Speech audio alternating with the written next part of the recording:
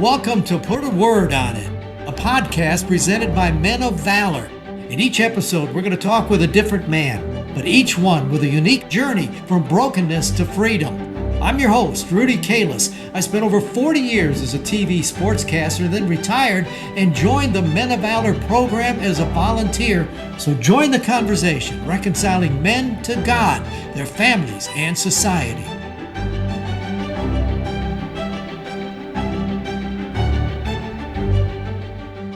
Welcome to another edition of Put a Word on It, brought to you by American Home Design. We thank them so much for their support. This one is special to me because over at Riverbend, we spent so much time. One day, a guy walked in, I looked at a little bit, and I said, wait a minute. He had this magnetic smile. His name is Nate Brackett, but there was something about him. I thought, are you sure you're in the right room? Nate Brackett. Boy, oh boy, you meet him and you just change and you just love the spirit inside, and it starts with his smile. Nate, the minute you walked in, the first time I saw you in our group, you had that big smile. And I remember I told you, I said, use it to your advantage. Absolutely. Did you ever think about that you had a natural smile?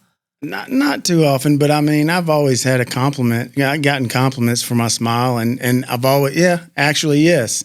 My mom was always on me about brushing my teeth all the time, every morning. And I guess it's the product of my mother that, she taught me to brush my teeth. I only get one set. You know what a smile is? The cheapest form of plastic surgery.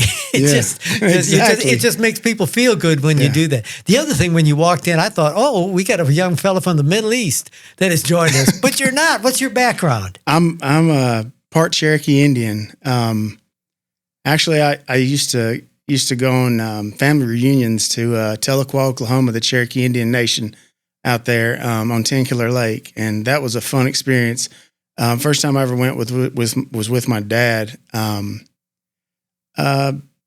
'94, I guess I was 15 or going on 15, and man, it was such a fun experience going out there and just meeting the relatives that I didn't even really much know about. But it was a coming together, powwows and things of that nature. Kind of cool to realize I'm part of this heritage, right? Right. Makes you grow up and say, How'd you grow up?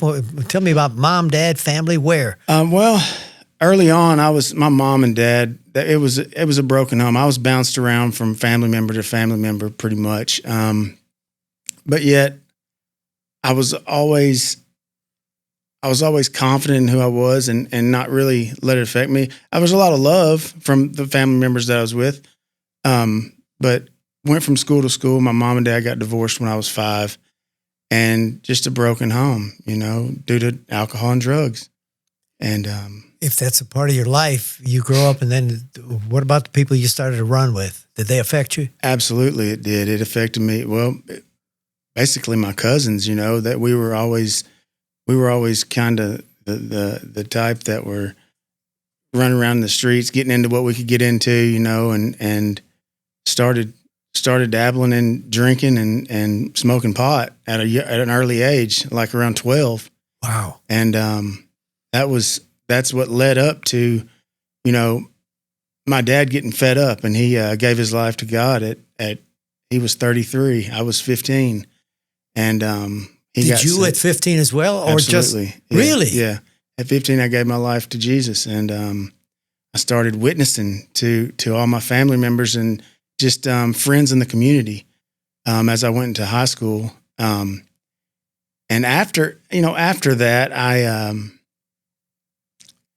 after I graduated high school, I kind of got with the wrong crowd again, and just had Jesus in my back pocket, and really, like, okay, I can get away with this, and was just numbing things that had happened in the past trauma, So it was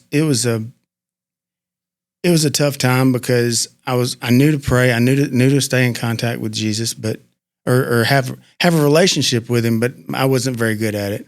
I didn't go for it, I went to work on the road. I've been to 42 of the lower 48 states, and that was basically drinking and partying out there, not saving any money, and just an experience that was really just a wild side, that led up to. How did it lead to incarceration? It led, well, actually, I got addicted to pain pills, and I met my wife, my first wife. She was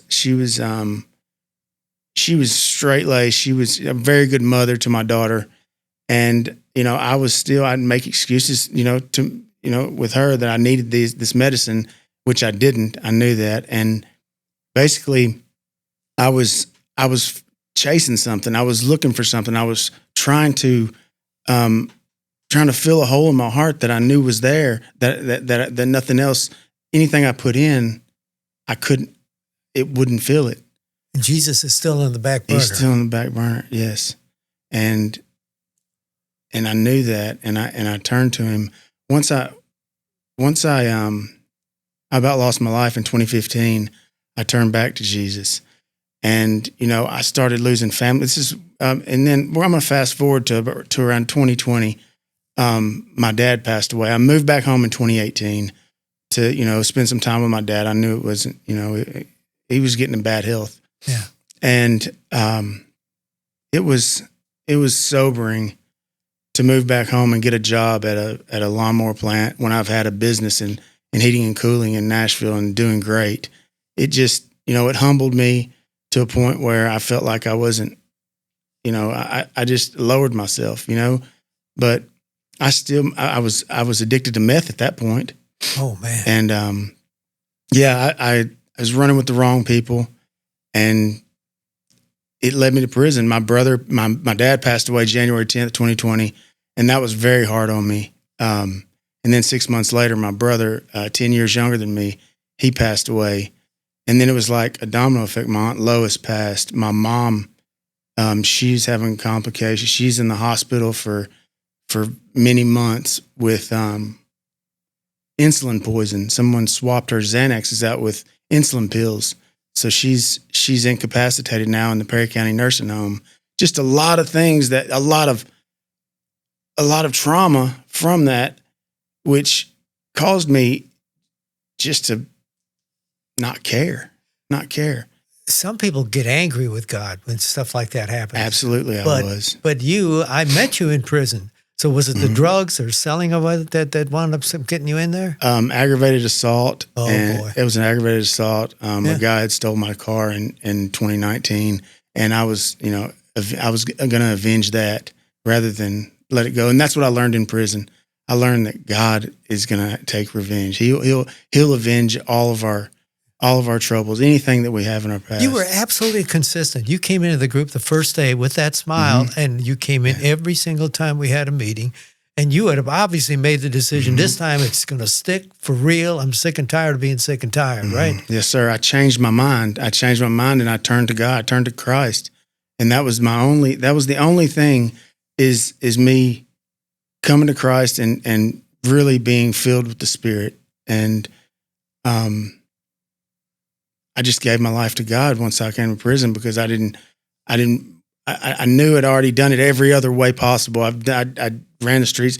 I've chased money, women, drugs, and it didn't fill that hole. And only the Holy Spirit could do that through Jesus. You asked me about Men of Valor. We worked it out. You got accepted to come in here. Lisa Durr told me that I would be a great fit at Men of Valor. And at that point, I spoke with you at my parole hearing. And not long after that, I went to Trousdale, and that's when I totally just submitted to God, because I didn't want anything else that was going on there. And God is working major, doing miracles in that place. But here, you're here, and everybody tells me that you're solid as a rock. You're staying with it. Any concerns that you might slip? Man, there are no concerns at all. I know I'm only human, and there's possibilities, but as long as I'm striving for a better relationship with Jesus and being led by the Spirit, which we'll get into that in a minute.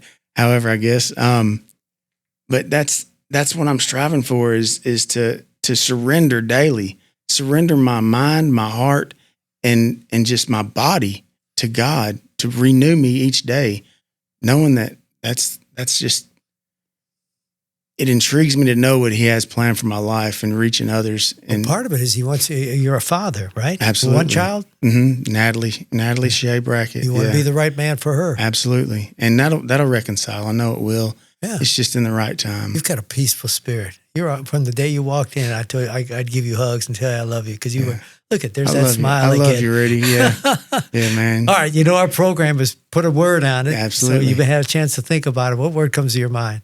Spirit. It's the Spirit of God. Romans 8:13-17 says, for those who are led by the Spirit of God are the children of God. The Spirit you receive does not make you slaves so that you live in fear again. Rather, the Spirit you receive brought about your adoption to sonship. And by him we cry, Abba, Father. Yeah. You're an heir. You're a child absolutely. You're an heir. And then it goes on to say that the Spirit himself testifies with our spirit, so that testifies with our spirit, which now if that makes us a child, that God's children, that makes us God's children. Yeah. And then if we're children, we're heirs of God and co-heirs with Christ. If indeed we share in his sufferings, in order that we may also share in his glory. You know what I love? How many times would I in the group say, man, find verses, memorize, get important verses, memorize, get them down inside of you so the Spirit can remind you. And that's what you're right now speaking back to me. Yes, sir. You're so special. You're going to do great things. And I can't wait. I know that it's coming. I feel it, and I live it each day. Yeah.